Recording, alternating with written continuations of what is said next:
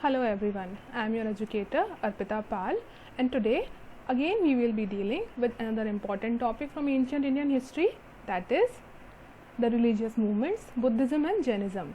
But before we begin, there is an important announcement for you all. You can subscribe to our YouTube channel Arpita Sharma Classes for daily updates of the Hindu news analysis, important international organizations, daily MCQs, strategy classes for UPSC CSE, economics classes and many more. You can press the bell icon and never miss an update. Also, Arpita Sharma ma'am is taking Live Plus courses on Unacademy Plus to ease your UPSC preparation. You can use the referral code SharmaYT10 and join Unacademy Plus to get 10% discount. So let's begin.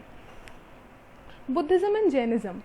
In the last lecture, we discussed about the emergence of two religious reforms or the development of two more religions, that is Buddhism and Jainism. इससे पहले जब हमने वैदिक civilisation पढ़ा था तो हमने देखा था कि वैदिक सिविलाइजेशन के डिक्लाइन होते होते या वैदिक सिविलाइजेशन में कुछ ऐसे रिफॉर्म्स हुए थे जिसकी वजह से बुद्धिज़्म और जैनिज़्म जैसे दो रिलीजन्स इमर्ज हुए थे. जैसे बहुत ज़्यादा रिजिड कस्टम्स थे, बहुत ज़्यादा रिचुअलिस्टिक लोग थे, तो फाइनली एक्सप्लॉयटेशन बढ़ रहा था जब लोगों का, तो दो रिलीजियस रिफॉर्म्स हुए, that were Buddhism and Jainism. Now we will deal with it one by one. Firstly Buddhism emerge in 563 BCE. कई बुक्स में आपको 563, कई बुक्स में 562 BCE मिलेगा, बट रफली we are taking it as 563 BCE. So Buddhism emerge in 563 BC and by Siddhartha Gautam. तो गौतम बुद्ध जो थे उनका बचपन का नाम था सिद्धार्थ गौतम, और उन्होंने बुद्धिज़्म को डेवलप किया था. बर्थ प्लेस कहाँ थी, कहाँ जन्म हुआ था सिद्धार्थ गौतम का? लुम्बिनी में. And he belonged to Sakya clan. We have already discussed about the various clans in the previous two lectures. I hope you have studied them as well. So he belonged to Sakya clan. उनके father का नाम था Shuddhodana and mother was Mahamaya. But उनकी mother जो थी महामाया, उनका बचपन में ही देहांत हो गया था. So his foster mother was Gautami or his step mother was Gautami, and he was married at the age of 18 years. Again यहाँ पर एज में हो सकता है आपको कुछ बुक्स में 19 मिले, कुछ में 18 मिले. So that doesn't matter, okay? 18 or 19 years we can consider he was married at the age of 18 years. His wife was Yashodhara and he had a son named Rahul. अब बचपन में ही एक एस्ट्रोलॉजर ने उनके लिए प्रेडिक्ट किया था कि सिद्धार्थ गौतम जो है या तो वो एक संत बन जाएंगे, सेंट बन जाएंगे, सन्यासी बन जाएंगे, या फिर एक बहुत बड़े राजा बनेंगे. ये बात उनके जब पिता को बताई गई तो उनके पिता ने क्या किया कि जो सिद्धार्थ थे उनको अपने महल में ही बंद कर दिया. मतलब उनको सारे वर्ल्डली प्लेजर्स जो थे, उनकी सारी इच्छाएं पूरी की उन्होंने. उनको सारी मटेरियलिस्टिक लाइफ के जितने भी सुख थे वो सारे उनको अपने महल में ही दे दिए. पर उनको ये अलाउड नहीं था कि सिद्धार्थ महल से बाहर कदम रख सकें. उन्होंने सोचा कि अगर ये महल से बाहर जाएंगे, देखेंगे दुनिया में कितना दुख है, कितनी तकलीफें हैं, तो कहीं ऐसा ना हो कि ये संत बन जाए, सन्यासी बन जाए. इसलिए 29 ईयर्स की एज तक सिद्धार्थ को अपने महल में ही रखा गया और उनको सारी सुख सुविधाएं दी गई. पर एक दिन सिद्धार्थ गौतम ने अपने फादर से कहा कि मुझे बाहर की दुनिया भी देखनी है, मेरे को बाहर जाना है. अब उनके फादर ने सोचा ठीक है, इतने साल निकाल लिए, कोई दिक्कत नहीं है, हम इनको अलाउ कर देते हैं. अब तो ये सेंट नहीं बन पाएंगे, अब तो ये सेंट नहीं बनेंगे, सन्यासी नहीं बनेंगे. So he allowed him to move out of the house. अब जैसे ही सिद्धार्थ बाहर गए, वहाँ पर उन्होंने कुछ ऐसे विजन्स देखे या उन्होंने कुछ ऐसा देखा जिसकी वजह से वो सन्यासी बने. क्यों बने, that we will be discussing in further slides. Firstly, we can look at some of the facts. He left his house at the age of 29 years. उन्होंने 29 years की एज में अपना घर छोड़ दिया था सिद्धार्थ ने. उनको एनलाइटनमेंट मिला 35 years में अंडर अ पीपल ट्री. ये बहुत इंपॉर्टेंट क्वेश्चन बनता है कि under which tree did Siddhartha get enlightenment. तो ये ज़रूर याद रखिएगा, कंफ्यूजन नहीं रखना है. पीपल ट्री के अंडर उनको एनलाइटनमेंट मिला था. और अपना फर्स्ट सर्मन या जो फर्स्ट टीचिंग उन्होंने दी थी वो थी सारनाथ में. नाउ अभी हमने डिस्कस किया कि सिद्धार्थ ने जब वो अपने महल से निकले, बाहर गए, तो उन्होंने ऐसा क्या क्या देखा जिसकी वजह से वो सन्यास के पथ पर चल पड़े. सबसे पहले उन्होंने देखा a sick man, secondly an old man, a dead man and a saint. See he saw a sick man. उन्होंने देखा कि एक आदमी बहुत बीमार है. उनको तो पता ही नहीं था कि बीमारी होती क्या है या फिर कोई बीमार कैसे हो सकता है, पर बाहर जाकर उनको पता चला कि लोग बीमार भी पड़ते हैं, लोग सफ़र भी करते हैं बीमारी से. He also so a dead man. उन्होंने देखा कि एक डेड बॉडी जा रही थी, एक डेड मैन का प्रोसेशन जा रहा था, तो वहाँ पर उन्होंने देखा कि लोगों की जान भी जाती है, मृत्यु भी होती है. ये भी उनके लिए बहुत अचंभे की बात थी. Then he saw an old man, उनको पता नहीं था कि ऐसे लोग बूढ़े भी होते हैं और ऐसी स्थिति हो जाती है जब आप बुजुर्ग होते हैं, तो उनको लगा कि लोगों की इस कंडीशन को भी उन्होंने देखा, उनको लगा कि अगर कोई एजेड होता है तो इस तरह से भी होता है। And finally he saw a saint, उन्होंने एक सन्यासी को देखा, an ascetic. These 4 visions or these 4 sights changed his vision about life, and that is why he left home at the age of 29. 29 साल की उम्र में उन्होंने अपना घर, अपनी मटीरियलिस्टिक लाइफ, अपना महल सब छोड़ दिया, because he felt the need to discover the solution for suffering. उन्होंने देखा कि जैसे ही वो महल के बाहर गए, उन्होंने देखा कि इस दुनिया में तो सफरिंग है, सौरों है, तकलीफ़ें हैं, पर इसको ख़त्म करने का सोल्यूशन क्या है, वो डिस्कवर करना चाहते थे। उसके लिए उन्होंने 49 ईयर्स तक पेनेंस किया, and finally he achieved nirvana or the state of enlightenment at the age of 35 and came to be called Buddha. And where did he attain enlightenment? Under the peepal tree. Finally at the age of 80 he died at Kushinagar. Now there are some important terms जो कि exam में directly questions में पूछी जाती हैं, ये terms आपको ज़रूर याद रखने चाहिए। For example, leaving the house, when Siddhartha left his house और when Gautam Buddha left his house, जब उन्होंने अपना घर छोड़ा तो उस इवेंट को कहा गया महाविनिष्क्रमण। सिमिलरली सैल्वेशन को बुद्धिज्म में कहा गया है निर्वाण। निर्वाण is the ultimate goal of Buddhism. Buddhism का जो अल्टीमेट गोल है या फिर बुद्धिस्ट पाथ का जो अल्टीमेट गोल है, अल्टीमेट पर्पस है, that is nirvana. The first sermon he gave at Sarnath, we have already discussed. इस इवेंट को क्या कहा गया है? Dharma Chakra Pravartan. Similarly when he died at the age of 80, उस इवेंट को कहा गया है महापरिनिर्वाण। ओके, सो ये टर्म्स आप ज़रूर याद रखिएगा, बिकॉज डायरेक्टली क्वेश्चन आता है और बहुत इजी क्वेश्चन होगा, तो अब मैं नहीं चाहती कि आप वो रॉन्ग करें, so do remember these terms. Now there are important symbols associated with the various events of Buddha's life. Gautam Buddha की लाइफ के साथ एसोसिएटेड बहुत सारे सिंबल्स हैं। अगर आपने आर्ट एंड कल्चर पढ़ा हो तो आपने देखा होगा कि गौतम बुद्ध के आसपास बहुत सारी पेंटिंग्स हैं या फिर बहुत सारे जो स्कल्पचर्स हैं उसमें गौतम बुद्ध के आसपास बहुत सारे सिंबल्स दिखाए गए हैं। कहीं कमल का फूल दिखाया गया है, कहीं एलिफेंट, कहीं बुल, कहीं हॉर्स, एट टाइम्स बोधि ट्री। स्तूपाज, आप लोगों को पता है कि जब बुद्धा की डेथ हो गई तब उनके जो रिमेन्स थे उनको स्तूपाज के अंदर रखा गया या वहाँ स्तूपाज बनाए गए जहाँ जहाँ भी उनके रिमेन्स रखे गए। सो ये जो सिंबल्स हैं ये उनकी लाइफ को डिपिक्ट करते हैं या उनकी लाइफ में कौन कौन से इवेंट्स हुए उनको डिपिक्ट करते हैं। For example, his birth has been depicted by the symbol lotus और बुल और एलिफेंट। ओके, ज़रूरी नहीं है एक ही सिंबल हो, आपको अलग अलग जगह में, क्योंकि बुद्धिज़्म जो है ना एज अ रिलीजन पूरे वर्ल्ड में स्प्रेड हुआ है, सिर्फ इंडिया में ही नहीं, बाहर और काफ़ी जगहों पर बुद्धिज़्म स्प्रेड हुआ है, तो कई जगह अलग अलग सिंबल से भी उनको डिनोट किया गया है। So his birth has been denoted by the symbol of a lotus, a bull और an elephant. Similarly, the incident of him leaving his home or the point at which he left his home, उसको horse से denote किया गया है, symbolize किया गया है। Similarly, when he attained salvation, then that is denoted by a bodhi tree. Death by a stupa. By a stupa because जब उनकी डेथ हो गई, स्तूपा तो उनकी डेथ के बाद ही बने ना, तो इसलिए उनको स्तूपा से डिनोट किया गया है। And his teachings have been denoted by 8-spoked wheel. Okay, धर्म चक्र प्रवर्तन सारनाथ हमने अभी पढ़ा था ना, that is denoted by 8-spoked wheel. See, this is the 8-spoked wheel which denotes the teachings of Buddha. See, it has 8 spokes. Okay.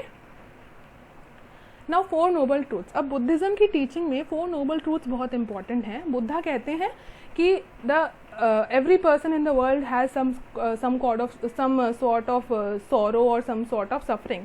हर कोई है जो सफ़र करता है, पर सफरिंग का कारण क्या है? क्रेविंग्स, आपकी जो इच्छाएं हैं वो आपकी सफरिंग या आपके सौरों का कारण है।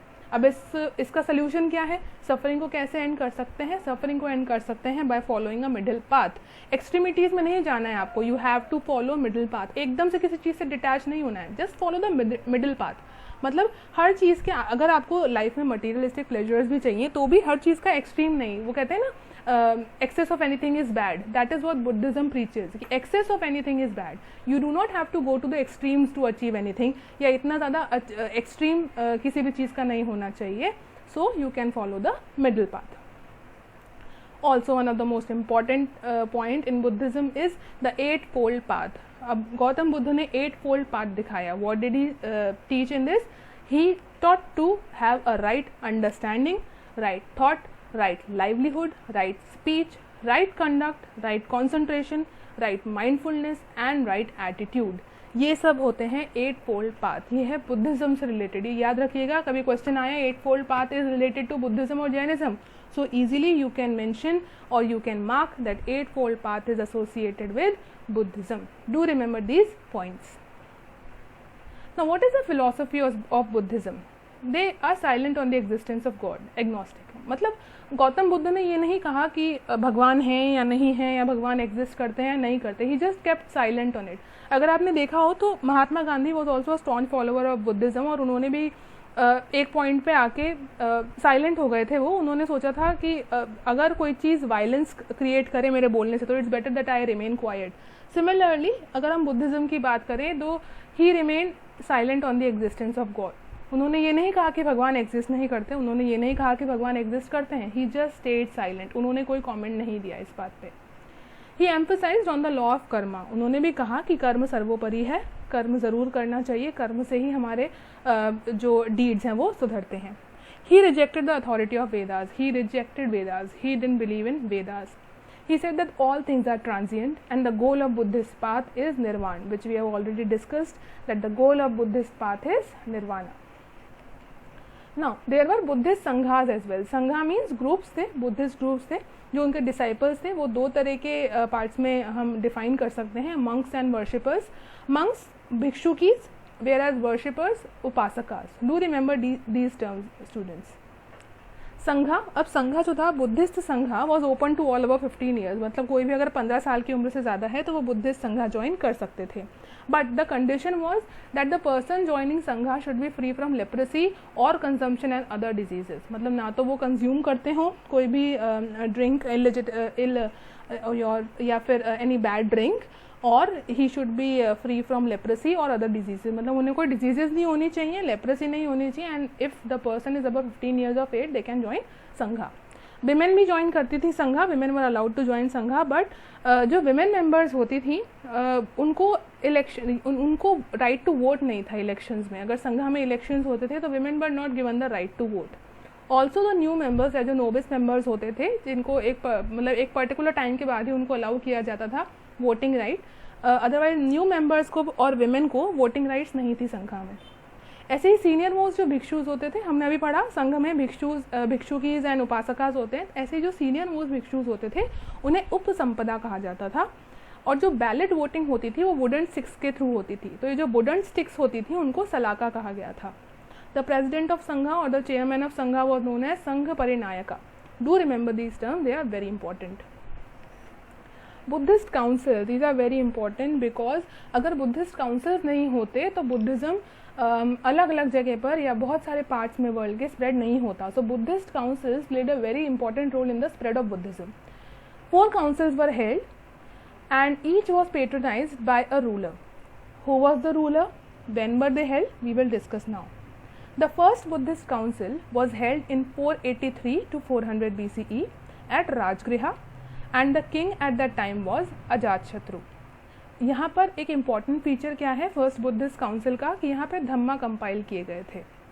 धम्मा is the Pali word of dharma, okay. So dhammas were compiled and Vinaya Pitaka, एक और आप पॉइंट लिख सकते हैं कि विनय पिटाक जो थी, विनय पिटाक क्या होता है वो हम आगे पढ़ेंगे, पर अभी आप समझ लें कि Vinaya Pitaka is a sort of Buddhist literature.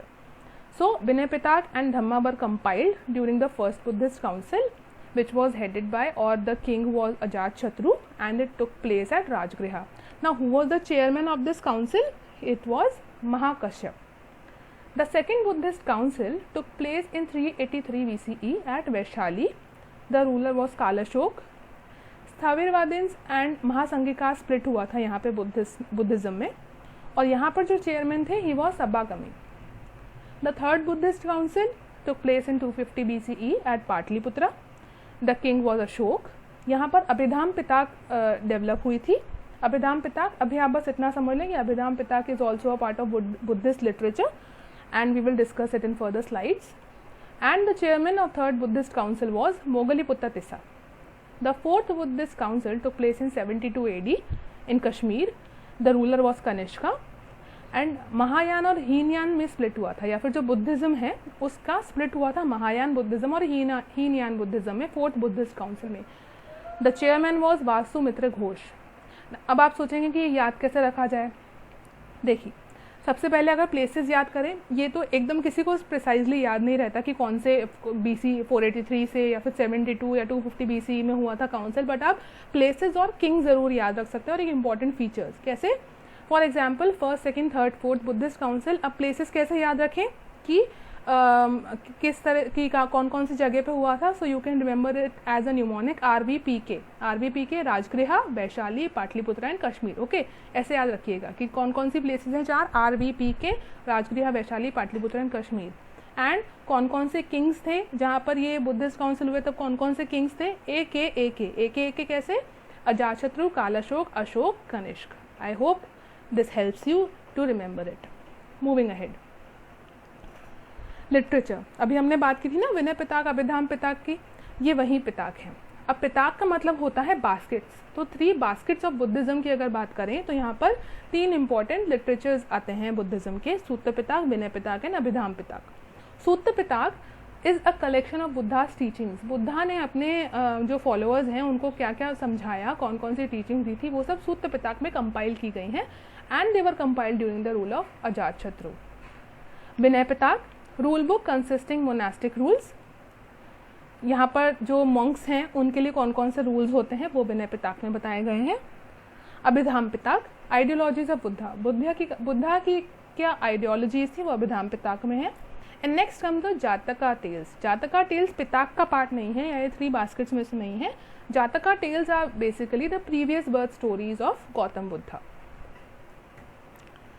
अब प्रीवियसली जो हमने पढ़ा that is the canonical literature.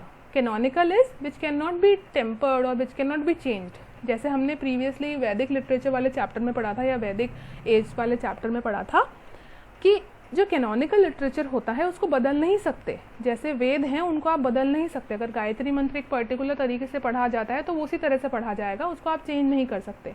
ऐसे ही जो 3 पिताका जो जातका टेल्स हैं उनमें चेंज नहीं किया जा सकता, they are canonical literature. Whereas non-canonical literature can be changed or can be interpreted as one wants. For example, Milindapanhu, it is a conversation between the Greek ruler Menander and Nagasena. Mahavatsu deals with Hinian doctrine. Deepavams is also known as the Island Chronicle and spread of Buddhism in Sri Lanka. तो दीपावम्स deal करता है कि Buddhism India से निकल के श्रीलंका में कैसे spread हुआ, कैसे वहाँ पर डेवलप हुआ, hence also known as island chronicle. Lalita Vistara basically जो संस्कृत फॉर्म ऑफ पाली है उस लैंग्वेज में लिखा गया है जिसको गाथ कहा गया है। Who are bodhisattvas? One who has the essence of enlightenment on the path of becoming Buddha and they themselves delay their salvation to help others in achieving the same. Bodhisattvas कौन होते हैं? फॉलोअर्स ऑफ बुद्धिज्म होते हैं। वो समझते हैं कि वो भी सैल्वेशन या निर्वाण पा सकते हैं, पर वो दूसरों की मदद करते हैं सैल्वेशन या निर्वाण पाने में और खुद का सैल्वेशन डिले करते हैं। तो वो भी बुद्धा के ही मार्ग पे चलते हैं, उनके ही पाथ पे चलते हैं। And the ultimate goal of Buddhism is निर्वाण, टू अटेन निर्वाण। So they also want to attain nirvana, they also want to have salvation, but they delay their own salvation in order to help others do the same. Okay, they are bodhisattvas. अब types of Buddhism हमने अभी पढ़ा था कि हीनयान और महायान 2 तरह के Buddhism में स्प्लिट हुआ था। तो हीनयान और महायान जो था 2 तरह के बुद्धिज्म डेवलप हुए थे। कौन से बुद्धिस्ट काउंसिल में डेवलप हुए थे? Do mention in the comment section. So Hinayana school जो है that is a conservative school, थोड़ा ऑर्थोडॉक्स स्कूल है हीनयान बुद्धिज्म की अगर बात करें तो। यहाँ पर बुद्धा को आइडल वर्शिप की तरह नहीं पूजते, उनके सिंबल से उनको पूजा जाता है, आइडल नहीं होती बुद्धा की। और यहाँ पर माना जाता है कि बुद्धा एक ही हैं, बहुत सारे बुद्ध नहीं हो सकते। जैसे अगर हम कहें तो विष्णु भगवान के हिंदुइज्म में बहुत सारे अवतार हैं, तो ये नहीं, यहाँ पर हीनयान में ऐसा नहीं होता। हीनयान में होता है there is a small basket. Small basket means कि एक ही बुद्धा है, उन्हीं को उनके सिंबल्स के थ्रू पूजा जाता है, मेडिटेशन के थ्रू, सेल्फ डिसिप्लिन के थ्रू उनकी पूजा होती है, उनको आइडल वर्शिप नहीं होती। That is basically very orthodox school. And this school of Buddhism was patronised by Ashoka and it is also mentioned in Dipavamsa. अभी हमने पढ़ा ना नॉन कैनोनिकल लिटरेचर दीपावम्स, वहाँ पर भी हीनयान का मेंशन है। इट इज स्प्रेड इन और it can be seen in countries like Sri Lanka, Cambodia, Thailand, Burma and Laos. Second type of Buddhism is Mahayana Buddhism. इसको ग्रेट व्हीकल भी कहा जाता है। ग्रेट व्हीकल मीन्स यहाँ पे बुद्धा को गॉड कंसिडर किया जाता है, और ये भी कहा जाता है कि बुद्धा के अलग अलग फॉर्म्स भी हो सकते हैं। जैसे हमने अभी बात की ना कि हिंदुइज्म में सपोज लॉर्ड विष्णु हैं तो उनके बहुत सारे अवतार हैं, कृष्ण भी उनके एक अवतार हैं, नरसिम्हा अवतार हैं, वैसे ही यहाँ पर ये कहा जाता है कि it's a great vehicle and Buddha अलग अलग फॉर्म्स में है। टेम्पल्स में यहाँ पे आइडल वर्शिप होती है, तो डेफिनेटली टेम्पल्स में यहाँ पे बुद्धा की जो आइडल है उनको वर्शिप किया जाता है। And it also promotes the concept of bodhisattvas. It can be found in countries like China, Mongolia, Tibet, Japan and Korea. Now how did Buddhism expand out of India? और किस तरह से जो बुद्धिज़्म है वो एक्सपैंड हुआ या फिर क्यों हुआ? What were the reasons? क्यों बुद्धिज़्म स्प्रेड हुआ दूसरी कंट्रीज़ में? Firstly simple doctrine. See simplicity is the most attractive thing. तो डॉक्ट्रीन बहुत सिंपल थी, बहुत सिंपल रूल्स थे, कोई ज़्यादा एक्सट्रीम या रिजिड रिलीजन नहीं है बुद्धिज़्म, तो लोगों को ये चीज़ बहुत अट्रैक्ट कर गई। सिंपल लैंग्वेज, हम लोगों ने वैदिक एरा में भी पढ़ा था, फर्स्ट 2 लेक्चर्स में भी पढ़ा है कि पाली और प्राकृत जो थी वो मासेस की लैंग्वेज थी, संस्कृत जो थी वो तो प्रीस्टली लैंग्वेज थी, पर पाली और प्राकृत कॉमन मैन की लैंग्वेजेस थी, सिंपल लैंग्वेज थी, इसलिए जो लोगों को ये इजीली अपील कर पाए। तो बुद्धिज़्म पाली में प्रीच किया जाता था या बुद्धिज़्म की टीचिंग्स पाली में दी जाती थी, इसलिए लोगों को ईजिली अपील कर गए। Buddha was himself a very simple personality. Buddha didn't wear any massive clothes or very heavy clothing or heavy jewelry. No, he was a very simple personality. This is what appealed to the masses. Inexpensive, कोई पैसा खर्च नहीं हो रहा था। बुद्धा ने नहीं कहा कि मुझ पर आप आके दान चढ़ाएं या मुझे बहुत ज़्यादा एक्सपेंसिव गिफ्ट्स दें, ऐसा कुछ भी नहीं था। इनएक्सपेंसिव था, मासेस इसी से बहुत ज़्यादा इम्प्रेस हुए थे। कास्टिज्म नहीं था बुद्धिज़्म में। हमने अभी देखा, अभी तक हमने कहीं नहीं पढ़ा कि अगर बुद्धिस्ट संघा है तो वहाँ पर एक पर्टिकुलर कास्ट को एडमिशन होता था या मेंबर्स जो थे पर्टिकुलर कास्ट के होते थे, ऐसा कुछ भी नहीं था। Buddhism was open to all the caste, so no casteism was there in Buddhism. Universities like Nalanda and Vikramashila they themselves promoted Buddhism, so it is a very important factor. Buddhist councils हमने अभी देखे थे, 4 बुद्धिस्ट काउंसिल्स हुए थे। तो जब इस तरह के काउंसिल्स हो रहे हैं तो मासेस तक बात पहुंच रही है, वो रिलीजन मासेस तक पहुंच रहा है, और उस बुद्धिस्ट काउंसिल को ही अगर कोई जो किंग है, रॉयल किंग है, अगर वही पेट्रोनाइज कर रहे हैं तो डेफिनेटली वो लोगों तक पहुंचेगा। अगर राजा किसी चीज़ को मान रहे हैं तो जनता को भी कहीं ना कहीं तो इंटरेस्ट आएगा कि हमारे अगर राजा, और स्पेशली अगर कोई राजा जो कि जनता के बहुत फेवरेट हों तो स्पेशली लोग भी इम्प्रेस होंगे। Also patronage by Ashoka, Kanishka and Menander the Greek king, इन सब लोगों ने बुद्धिज़्म को पेट्रोनेज दिया, इसलिए it was easy for Buddhism to expand world wide. But धीरे धीरे as the time pass decline of Buddhism also occurred. Buddhism क्यों डिक्लाइन हुआ? सबसे पहले संघात में करप्शन होने लग गया, ये एक बहुत बड़ा रीज़न था कि संघात में भी करप्शन होने लग गया, इसकी वजह से डिक्लाइन हुआ। सेकेंडली हिंदुइज्म में रिफॉर्म्स होने लग गए थे। आप देखें स्वामी दयानंद सरस्वती या फिर भक्ति मूवमेंट्स की बात करें तो वहाँ पर रिफॉर्म्स आ गए थे। चलो स्वामी दयानंद सरस्वती तो हम बहुत ज़्यादा आगे वाले एरा में आ गए। भक्ति मूवमेंट की बात करें, रामानुजाचार्य एंड मैनी मोर, ये हिंदुइज्म में रिफॉर्म्स कर रहे थे, तो वहाँ पर भी लोगों का इंटरेस्ट जा रहा था। हीनयान, महायान, वज्रयान, थेरावादन, बहुत सारे पार्ट्स में बुद्धिज़्म डिवाइड हो गया। तो जब बुद्धिज़्म में स्प्लिट हो गया तो यहाँ पर लोगों का इंटरेस्ट कम हो गया। संस्कृत धीरे धीरे, जो हर्षवर्धन का जब रूल आया, हर्षाज रूल के टाइम संस्कृत यूज़ की जाने लगी। और अभी हमने क्या पढ़ा था कि बुद्धिज़्म लोगों या मासेस को क्यों अपील कर पाया था, क्योंकि वो सिंपल लैंग्वेज में प्रीच करते थे। बट जैसे जैसे संस्कृत यूज़ होने लगी लोगों का इंटरेस्ट कम हो गया। बुद्धा वॉज वर्शिप्ड, हमने महायान बुद्धिज़्म में क्या पढ़ा कि आइडल वर्शिप वॉज प्रेवलेंट, सो बुद्धा को आइडल की तरह प्रीच किया जाने लगा। अगेन प्रीच किया जाने लगा, टेम्पल्स बनेंगे, बहुत ज़्यादा एक्सपेंसिव जो गिफ्ट्स हैं वो दिए जाएंगे, तो अल्टीमेटली मासेस से वो दूर हो जाएगा religion. Loss of royal patronage, अब अशोक की डेथ के बाद ज़्यादा कुछ जो किंग्स आए उन्होंने पेट्रोनाइज नहीं किया बुद्धिज़्म को। ऐसे ही जो अलग अलग रूलर्स थे उनकी डेथ के बाद या उनके रूल के बाद पेट्रोनेज नहीं मिला बुद्धिज़्म को।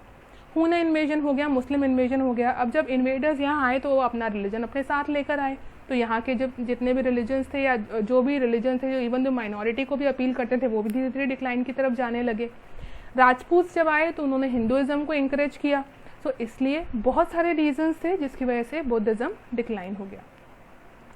जैनिज्म बेसिकली बुद्धिज़्म के पैरेलल या फिर एक कंटेम्प्रेरी रिलीजन था और मल्टीपल लेवल डॉक्ट्रीन था। जैसे बुद्धिज़्म में हमने देखा कि एक ही गौतम बुद्ध हैं, उन्हीं को लोग मेडिटेट करते हैं, उन्हीं के बारे में, या फिर आइडल वर्शिप होती है तो गौतम बुद्धा की होती है। जैनिज्म मल्टीपल लेवल डॉक्ट्रीन है, यहाँ पे बहुत सारे तीर्थंकर्स आए, बहुत सारे लेवल्स हैं और it is basically based on many levels. और ये कहा जाता है कि Jainism started before Buddhism. Jainism is an ancient religion and extreme religion, और ये बुद्धिज्म के पहले ही स्टार्ट हो गया था। Jainism focuses on Karma. Jainism में ऐसा कहा जाता है कि आपने अगर बुरे कर्म किए हैं तो यू विल डेफिनेटली पे फॉर इट, और अगर आपने इस जन्म में बुरे कर्म किए हैं तो आपको अगले जन्म में उसका फल भोगना पड़ेगा। अगर आपने पिछले जन्म में बुरे कर्म किए थे तो इस जन्म में आप इसीलिए सफ़र कर रहे हैं। This is what Jainism believes in. It is a very ancient and extreme religion. The belief in suffering is a method to attain salvation. Jainism में माना जाता है कि अगर आपको कैवल्य चाहिए, जैसे हमने क्या पढ़ा था, बुद्धिज्म में द अल्टीमेट एम इज निर्वाण, similarly the ultimate aim in Jainism is कैवल्य और सैल्वेशन इज कैवल्य। तो अगर कैवल्य आपको चाहिए या आपको अचीव करना है तो आपको सफ़र करना पड़ेगा। The ultimate suffering leads to Kaivalya और salvation. Jains are the followers of Jinnah. Jinnah means the one who has attained Kaivalya, जिनको salvation मिल चुका है। The conqueror is Jinnah, और जो जीना को फॉलो करते हैं वो जैन हैं। बेसिकली जीना को हम कह सकते हैं कि दैट ही acts as a bridge between the two world, this world and the outer world. वो ब्रिज की तरह काम करते हैं और आपको हेल्प करते हैं, आपको गाइड करते हैं सैल्वेशन के पाथ पर जाने के लिए या फिर कैवल्य प्राप्त करने के लिए। जो जीना है ही हेल्प्स यू आउट। यहाँ पर जैनिज्म में एक रिजिड बात यह है कि पनिशमेंट मैंडेटरी है। यहाँ पर कोई माफ़ी नहीं दी जाती। अगर आपने गलत काम किया है तो you have to be punished, जबकि बुद्धिज़्म में ऐसा नहीं था। बुद्धिज़्म में पनिशमेंट वॉज नॉट मैंडेटरी। वहाँ पर था कि फॉरगिव किया जाना चाहिए, सबसे पहले पनिशमेंट नहीं दिया जाना चाहिए। This is one of the most striking difference between Jainism and Buddhism. It is a Guru based religion.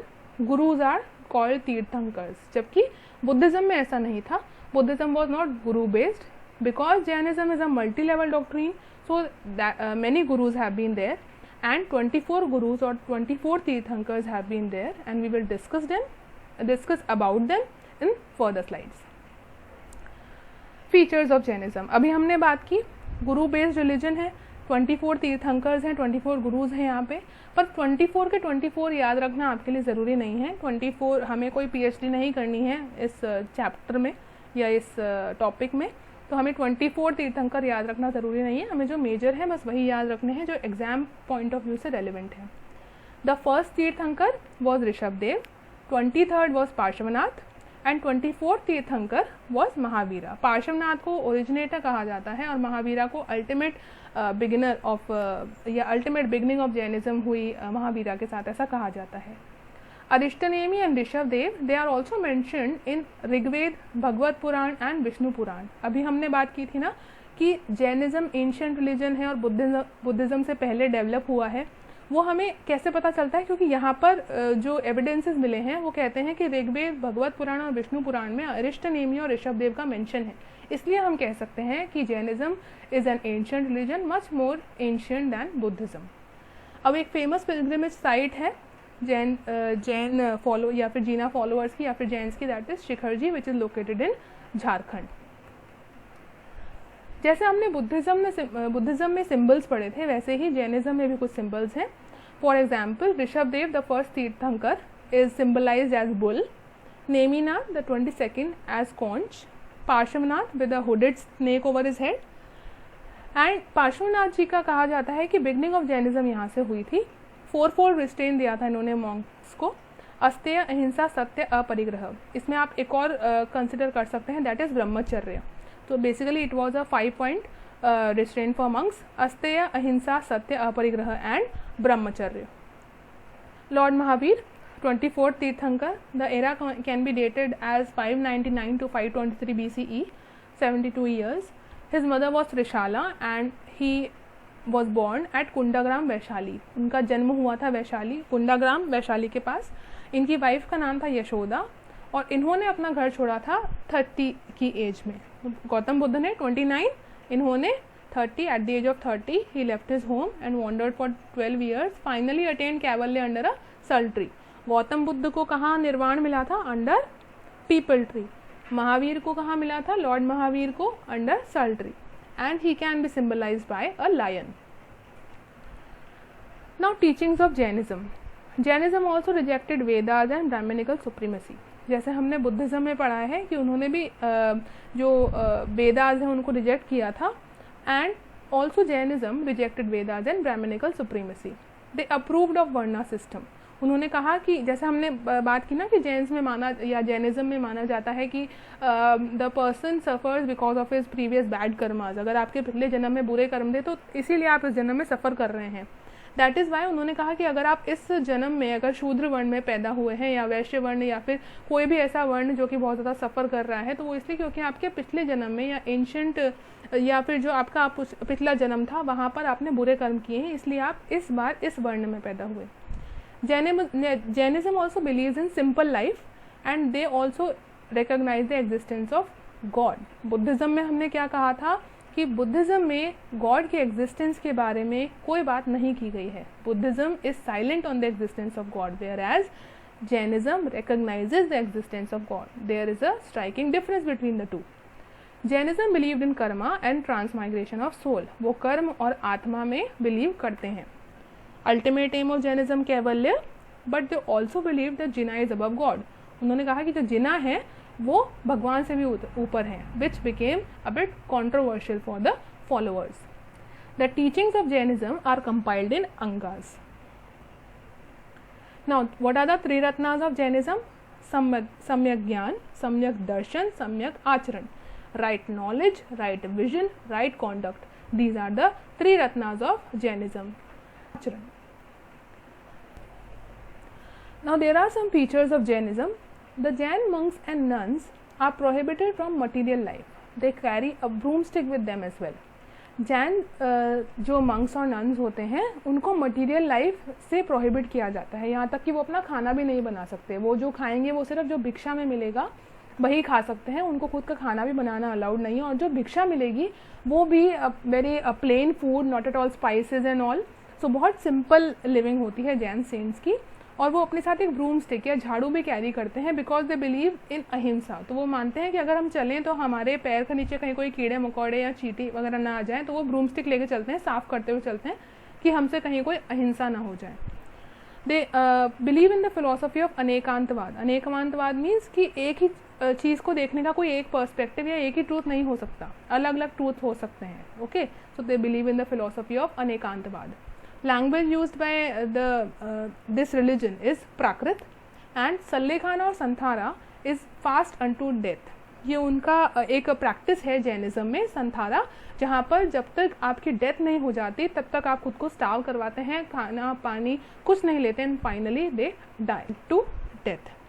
Chandragupta Maurya patronised Jainism and was the strongest follower of Jainism. जैसे हमने बुद्धिस्ट काउंसिल्स पढ़े थे वैसे ही जैन काउंसिल्स भी हुए थे।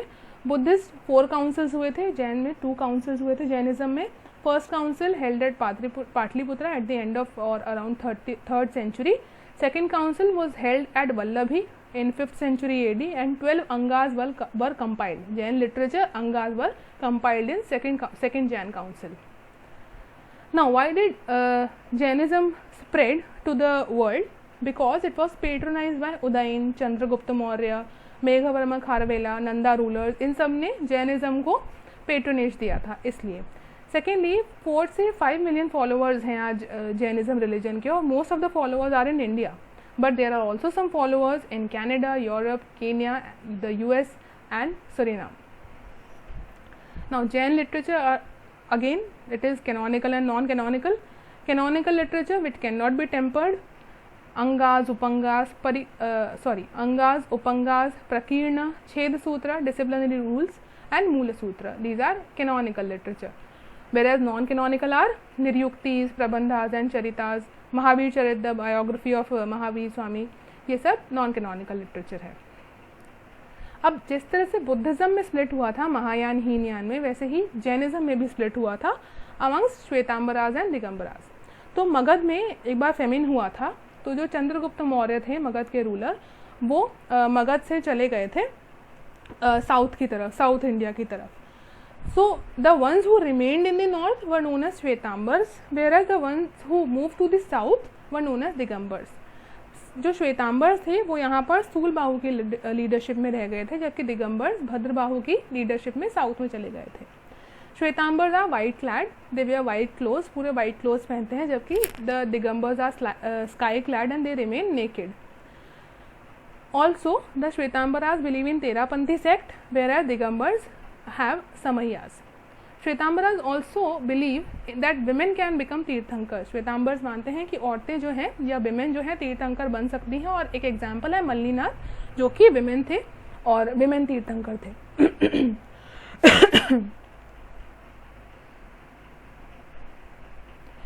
श्वेतांबर्स मानते हैं that women can become tirthankara as Mallinath an example. Mallinath was a woman tirthankara. जबकि दिगंबर्स ऐसा नहीं मानते. दिगंबर्स मानते हैं only men can be tirthankaras. Also Shvetambars believe that Mahavir was married या lord Mahavir was married, whereas Digambars consider him as unmarried. Now why did Jainism decline? Firstly concept of ahimsa was too rigid.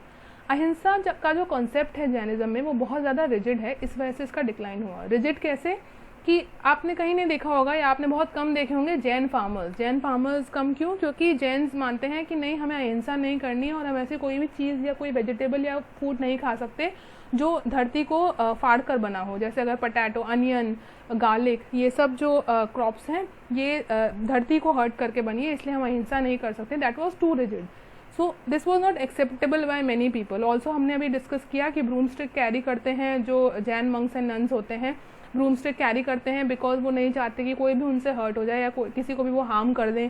सो ये जो concept है ये थोड़ा इम्प्रैक्टिकल लगा कुछ लोगों को, इस वजह से it led to a decline and was too rigid. Also common man could not take the severity of penance. बहुत ज़्यादा जो स्ट्रॉन्ग आपको पेनेंस करना पड़ता है अगर आपको कैवल्य चाहिए, तो वो कॉमन मैन के लिए एक्सेप्टेबल नहीं था, थोड़ा मुश्किल था. Also lack of strong patronage. Patronage बहुत ज़्यादा लोगों से नहीं मिला, बहुत ज़्यादा रूलर्स ने पेट्रोनाइज नहीं किया जैनिज्म को, ये भी एक रीज़न था. जैन फिलोसफी बहुत लोगों को समझ नहीं आई. It was too difficult for some people to understand. Factionalism यहाँ पर भी स्प्लिट हुआ था श्वेतांबर्स एंड दिगंबर्स में, वो एक रीज़न था. एंड पैरेलली एक और रिलीजन था ही, बुद्धिज़्म ऑलरेडी लोगों को या मासेस को अपील कर रहा था, तो इस वजह से भी डिक्लाइन हुआ.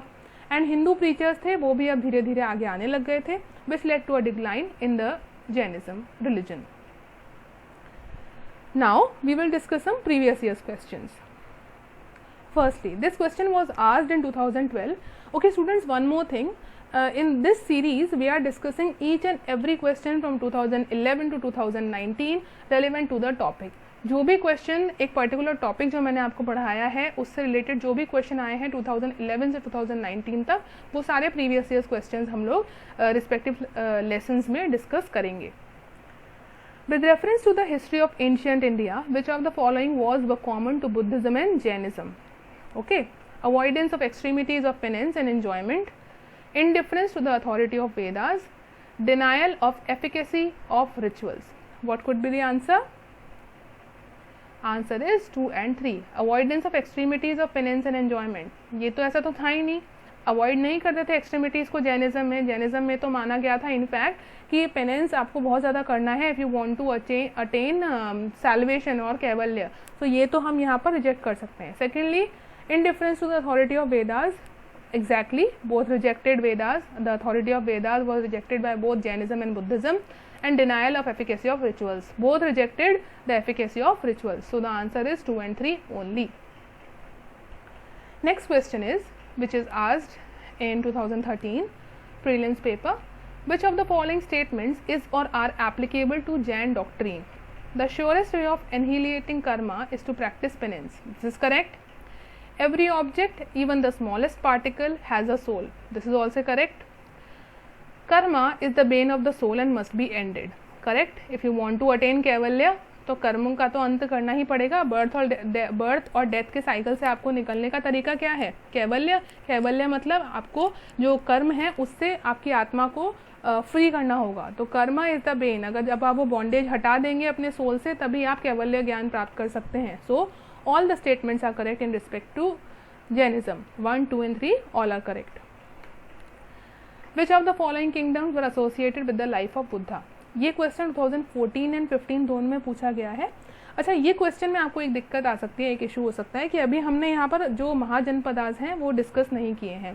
सो if you read about Mahajanapadas आपको ईजिली समझ आ जाएगा that Avanti and Gandhara were not related to Buddha. क्यों? क्योंकि बुद्धा ने कभी इन किंगडम्स को विजिट नहीं किया था. जब आप महाजनपद पढ़ेंगे you will get to know that only Kosala and Magadha are associated with the life of Buddha. So the answer is 3 and 4 only. Similarly, consider the following: deification of the Buddha, treading with the path of bodhisattvas, and image worship and rituals.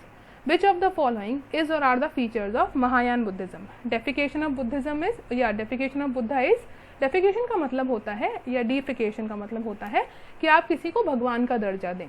So Mahayana Buddhism में हमने पढ़ा है image worship and rituals होते थे, idol worship होते थे, तो उनको भगवान तो माना ही गया था. बोधिसत्ववास को प्रमोट किया था महायान बुद्धिज्म में, और इमेज वर्शिप तो होती ही थी. So all the statements are correct. The answer would be D. So learners, I hope you enjoyed the lesson. Thank you.